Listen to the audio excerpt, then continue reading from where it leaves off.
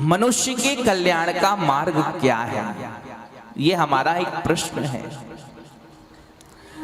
दूसरा प्रश्न हमारा यह है कि कई बार मन में यह शंका उत्पन्न हो जाती है कि महाराज हम किसको पूजें और किसको छोड़ें। कौन ऐसा देव श्रेष्ठ है जिस एक देव की पूजा करने से सबकी पूजा हो जाती है।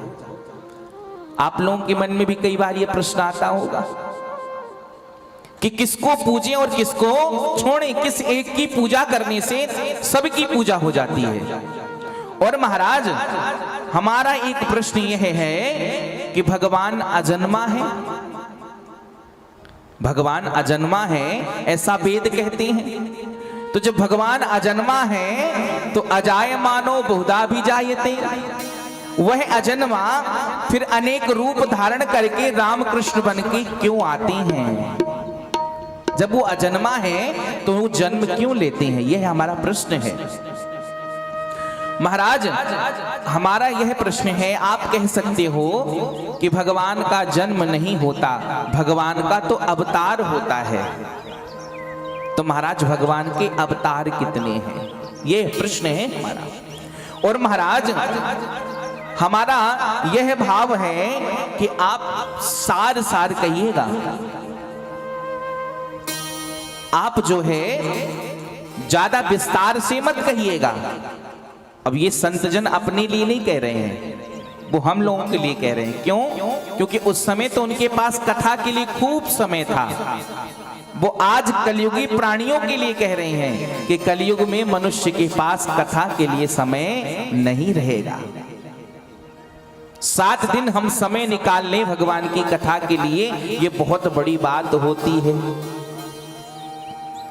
तो महाराज सार सार कहिएगा। सूत जी ने कहा, देखो भगवान आपका प्रश्न बड़ा उत्तम है और आपसे निवेदन कर दूं, इन्हीं प्रश्नों से पूरी भागवत कथा चलती है। 7 दिन की कथा इन प्रश्नों के अंतर्गत चलती है और जितने प्रसंग आते हैं और जितने संवाद आते हैं इन प्रश्नों के अंतर्गत ही आते हैं।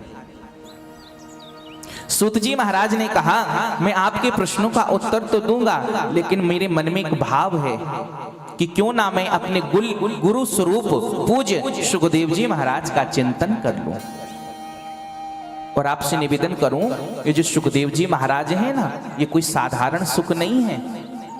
ये गोलोक धाम में किशोरी जी के पास रहा करते थे।